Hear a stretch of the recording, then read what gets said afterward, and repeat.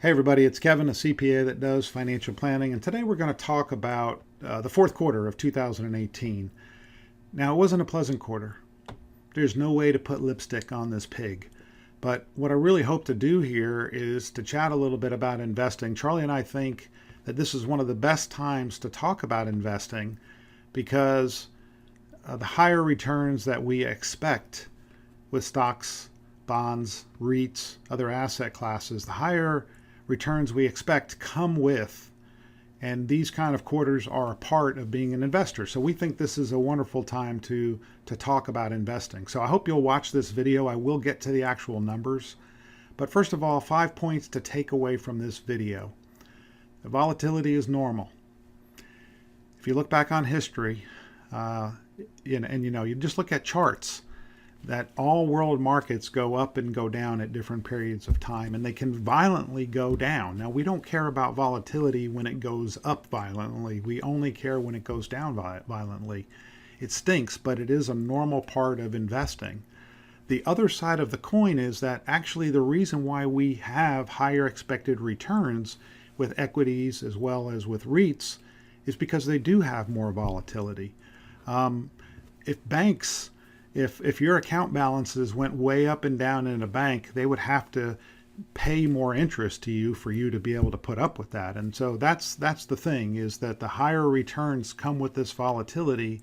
And if we deal with this volatility in the right way, I really think it can not only make our investments produce more future growth and earnings, it can also make us have a greater sense of peace. And that's really what we hope that you will eventually feel when you're a worldwide investor. So a real crash is different from a simulator. William Bernstein, great author, he was a neurologist, he worked with the brain, and then he said that the investment literature wasn't that great, and so he wanted to go out there and explore investment literature. Well, he says in one of his books that a plane crash is much different than a crash in a flight simulator. Now, we do work with a lot of pilots, and I know a lot of pilots, and I know, Charlie, you've used a flight simulator every year. And so obviously a plane crash is different than a crash in a flight simulator. Obviously, right? Well, we will show people their balances. We will show people their portfolio. We will show people their investment policy statement. And then we say, hey, if a market crash came like 2008, 2009, here's how much you would be down.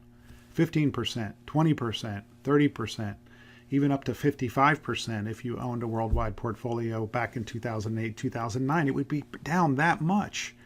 But it's not until we actually see with our own eyes that the market is, correcting, crashing, whatever you want to call it, going down, do we actually experience the emotion that maybe you don't get in a flight simulator, doing a flight simulator type of crash landing. You don't get the same emotion when you have your real money in the game. So I think that's important. We have to understand that as human beings, that we think we're a lot braver than we are when it comes to our account balances being down, and that's just normal, and we can work through that. So that is the reason why, just like pilots have checklists and emergency procedures, that at Leading Edge Financial Planning, we very much believe in the investment policy statement. We must decide what we will do before a market correction or crash happens. We believe in investing through these time periods. Now, it's not perfect. I will just say this, that I often joke that the way that we invest stinks, but I think it's the best way. And the reason why is that academics have studied investment markets over long periods of time, and they suggest in all their studies that by being a buy and hold and rebalancing investor, it works out better in the long run than being somebody that sells. So, okay, if I told you our investment style was every time the market goes down, we're going to sell, would that be an appealing investment style? Of course not. So markets usually have positive returns over long periods of time, but in short periods of time, they can go down. But we must decide beforehand what we will do. So the fourth one, I'm not saying this tongue-in-cheek. Being down with your portfolio does not make you a loser. I don't know if that's good English, probably not. But my point here is that because your investments are down, that doesn't mean there's something wrong, okay? It stinks, But if you look at somebody like Warren Buffett, for example, I've never heard people call him a loser.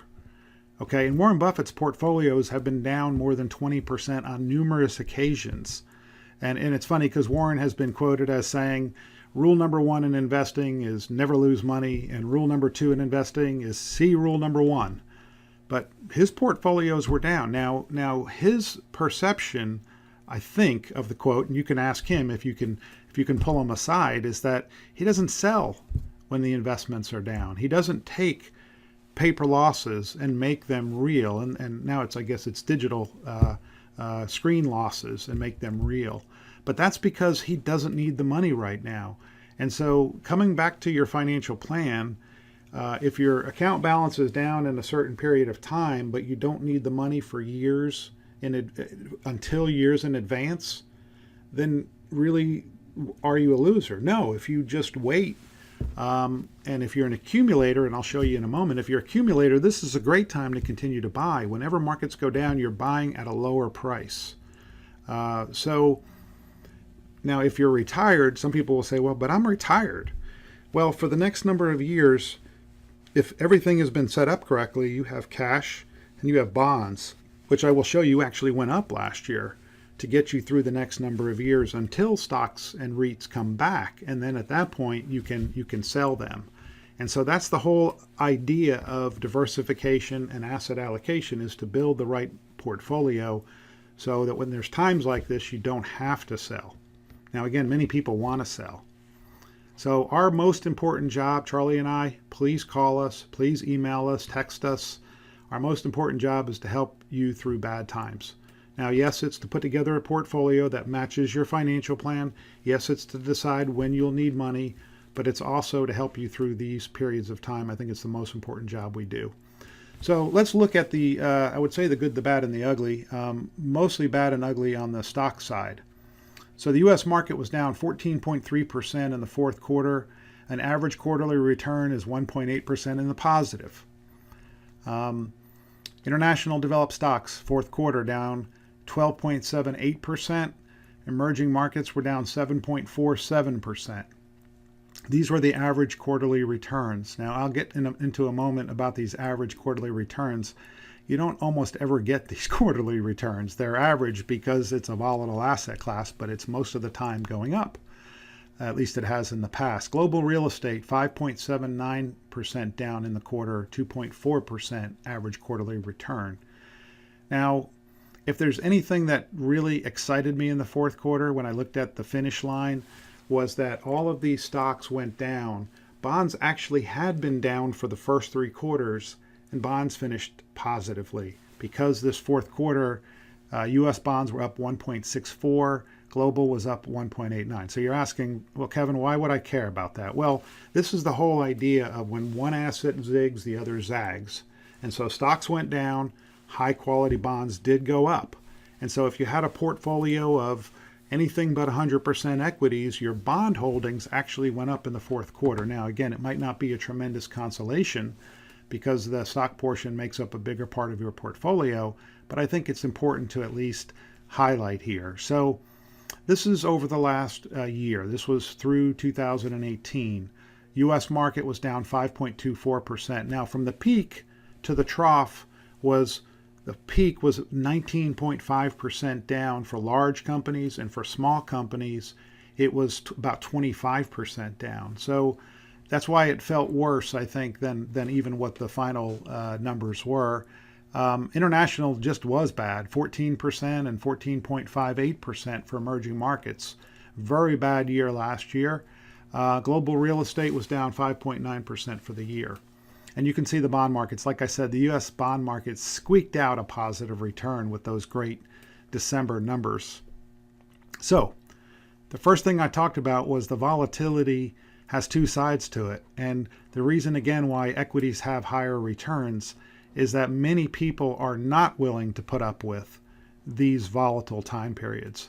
And I'm not saying it's easy, but if you want the higher returns, you have to be in it. What do they say? You have to be in it to win it. So world stock market performance, this is what the world did in the fourth quarter. There was all kinds of reasons why the market went down. I've asked a number of people. I say, all right, that's an okay reason. But really, why did the market go down? And, you get, the Fed, you get Donald Trump with tariffs, you get a number of things. It was really, there was no awful news that horrified everybody. My father, who I'm allowed to share discussions with my father with everybody, he said, I've never seen the market go down like that for no reason, for no good reason. And I said, yeah, that's true. But, if you look at some times in market history, especially you want to see a time period, look at 1987 when the market just went down. And again, there's no real reason why the market went down in 1987. This is for the year. Okay, for the year, everything looked good through September, and then all of a sudden, the fourth quarter, the bottom dropped out. Now, going back from the part of our brain that senses fear to the part of our brain that thinks, if you look over the last 18 years, being an investor was fantastic. This big downturn here was much different when you look at it over the ocean of 18 years. So if you were an accumulator during most of this time period, as long as you stuck with your plan, you're doing fantastic. So we have to remind ourselves of that. Now, here's the good was the bonds. The 1 month T-bills were up in the fourth quarter. Everything else was way down, and the small companies were down the most. U.S. stock market. So 54% of all investment dollars in the world go into U.S. companies. Okay, 54%. And you can see the fourth quarter returns were all negative. Small growth was double digit in the fourth quarter. Here's what the numbers are for the year. Smaller companies did worse than larger companies. So that's just what happened. In international developed markets, okay, this is Europe, Far East, Australasia, 34% of all world money goes into international markets, developed markets. And you can see value, you could say it did the best, but I don't know if that's really that great for Q4. Small did the worst, and here are the returns for the year. Again, small was a little bit worse than large. 12% of all the world's investment dollars go into emerging markets. Here's the different classes within that market. Value, again, was the best, but all of them were down double digit for the quarter, or for the year, I should say. Sorry. All countries did bad. You couldn't hide. Brazil, Indonesia, Qatar, Hungary, Philippines, Turkey, and India. At least before currency, some of those were positive. After currency, not so much. I won't go into currency. That'll put everyone to sleep. Real estate. So REITs are real estate companies that form as publicly traded companies, and they have to pass 90% of all their rents to us as the investors. This was a place where the U.S. REITs were down more. If you had global REITs, if you had U.S. and foreign, you actually were down less. And so that's what we're trying to show here, is that being diversified in this case was very smart. Sugar was up for the fourth quarter. All the energies and most of the commodities were down. I'm not going to go into fixed income. I will say the impact of diversification. This was pretty interesting. Once again, when things actually work out the way they are supposed to, even though it's not pleasurable, 100% stock portfolio was down 12.65. 25% stock, 75% bond portfolio was only down 2.81%. So diversification does work. Owning less stocks makes you down less in bad markets. But this person here in the dark blue, this person invested, and this was 20 years. They started out with, I don't know if it's $1 or $10,000. I'm not going to look real close, but it went to almost $100,000. So again, if you can stand these time periods and the world comes back, which it has every time so far, you get better returns. So let me share with you, this is called the randomness of returns, and these were all different countries. Okay, so these are developed markets. Which market will do the best in 2019? Well, this kind of shows that it's all over the board, and this is the reason why we believe that world diversification is a good idea. Now, we can overweight the U.S. The U.S. makes up, 50 something percent of all the capital invested. And we go, a little bit above 70, around 70 to 75%, depending on the client, what the client wants. But if you invest worldwide, we think it will be a better experience over the long run. So I'm going to quickly go back. You can shut your eyes for a second. Quickly go back to our 5 points. And hopefully I've made the case that volatility stinks, but it's the reason why we get higher returns.